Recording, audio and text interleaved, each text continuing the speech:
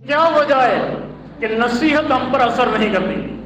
کبھی اس حوالے سے بھی انسان سوچے کہ قرآن پڑھا جاتا ہے، احادیث پڑھی جاتی ہیں اور مختلف وعظ اور نصیحتیں کی جاتی ہیں، لیکن ہم پر اثر کیوں نہیں ہوتا؟ کہیں ایسے تو نہیں ہے کہ ہمارے دل سخت ہو چکے ہیں؟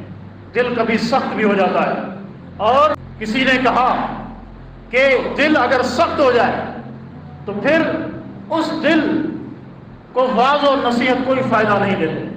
جیسے بارش کسی پتھر کے اوپر بہے، پانی کے قطرات اس پر پڑیں، اس کو کوئی فائدہ نہیں ہوگا۔ اسی طرح دل کی سختی بسا اوقات اس قدر ہوتی ہے کہ نصیحت کوئی اثر نہیں کرتی۔ ما ضرب اللہ بعبد عقوبۃ اعظم من قسوۃ القلب، مالک بن دینار رحمہ اللہ فرماتے ہیں کہ اللہ رب العزت نے کسی انسان کو اس سے بڑھ کر سزا نہیں دی کہ اللہ نے اس کے دل کو سخت کر دیا ہو۔ اس کا دل پتھر کا دل ہے، سخت ہے، اس میں کوئی نرمی پیدا نہیں ہوتی، اللہ کی طرف رجوع پیدا نہیں ہوتا، اس کے آنکھ سے کبھی آنسو نہیں ٹپکتا۔ یہ وہ سزا ہے جو اللہ نے انسان کو دی، اس سے بڑی اور کوئی سزا نہیں ہے روئے زمین پر۔ امام ابن قیم رحمہ اللہ فرماتے ہیں اگر کوئی سزا آتی ہے، کوئی بیماری آتی ہے، کوئی تکلیف آتی ہے، یہاں تک کہ کوئی کانٹا بھی اگر چبھے تو انسان کے لیے بہتر ہے، انسان صبر کرے تو اس کو اجر عظیم مل سکتا ہے۔ فرمایا ایک سزا ایسی ہے جو سراسر گھاٹا ہے، خسارہ ہے، جس کا نقصان ہے، فائدہ کوئی نہیں ہے، اور وہ ہے دل کا سخت ہو جانا۔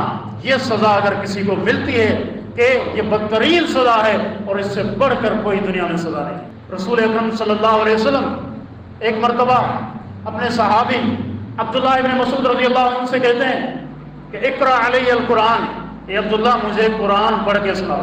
عبداللہ بن مسعود رضی اللہ عنہ حیران رہ گئے، فرمایا اللہ کے رسول میں آپ کو قرآن سناؤں؟ حالانکہ قرآن تو آپ پر اترا ہے، آپ قرآن پڑھیں، ہم سنیں گے۔ فرمایا کہ نہیں عبداللہ، آج میرا دل یہ کہتا ہے کہ میں کسی اور سے اللہ کا کلام سنوں۔ سیدنا عبداللہ بن مسعود نے قرآن پڑھنا شروع کیا، اور کہتے ہیں سورۃ النساء کی تلاوت ہو رہی تھی، ایک آیت پہ پہنچتے ہیں فَكَيْفَ إِذَا جِئْنَا مِنْ كُلِّ أُمَّةٍ بِشَهِيدٍ وَجِئْنَا بِكَ عَلَى هَؤُلَاءِ شَهِيدًا۔ اے پیغمبر، اس وقت کیسا عالم ہوگا، اس وقت کیسا ماحول ہوگا کہ جب ہم پچھلی امتوں کو بھی لائیں گے، آپ کو بھی ہم لائیں گے، اور سب کے اوپر ہم آپ کو گواہ بنا کے کھڑا کر دیں گے۔ اور عبداللہ ابن مسعود رضی اللہ عنہ کہتے ہیں یہ آیت میں پڑھ رہا تھا، اس کو میں نے پڑھا، ایک آواز آئی حسبک اے عبداللہ، اتنا کافی ہے۔ کہتے ہیں میں نے نگاہیں اٹھائیں، امام کائنات صلی اللہ علیہ وسلم کے چہرے انور کو دیکھا، آپ کی آنکھوں سے آنسو جاری تھے، آپ رو رہے تھے، اور موتیوں کی طرح وہ آنسو آپ کی آنکھوں سے گر رہے تھے۔ یہ قرآن ہے، یہ اس کی تاثیر ہے۔ ہم بھی قرآن سنتے ہیں، اثر کیوں نہیں ہوتا؟ یہ قرآن، اس کی ایک آیت بسا اوقات کسی انسان کی زندگی کا دھارا اور اس کا رخ ہی پلٹ دیتی ہے۔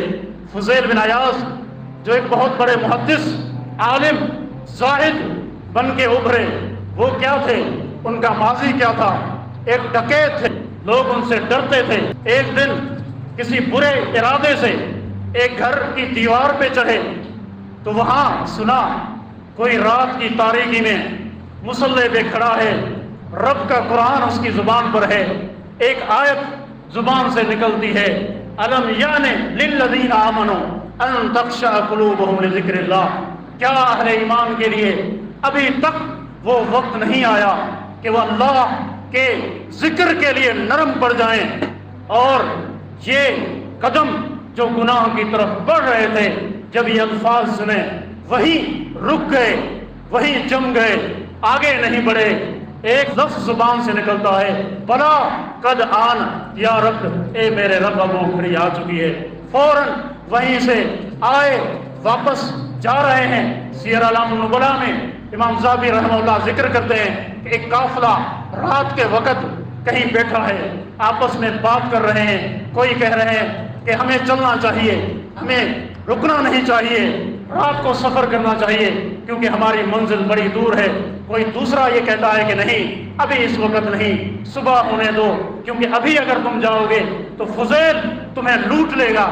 جب یہ الفاظ سنتے ہیں اس کی آنکھوں سے آنسو جاری ہو گئے اور کہا کہ یا رب، یہ میں یہاں پر گناہوں میں پڑا ہوا ہوں اور یہ مسلمان میرے بھائی مجھ سے ڈر رہے ہیں۔ پھر کہا یا اللہ تو گواہ ہو جا، آج کے بعد میں نے زندگی کو ترک کر دیا اور اب میں بیت اللہ میں بیٹھوں گا، باقی زندگی وہیں پہ علم حاصل کروں گا، قال اللہ وقال الرسول کو پڑھوں گا، اور یہاں تک کہ مجھے موت آئے۔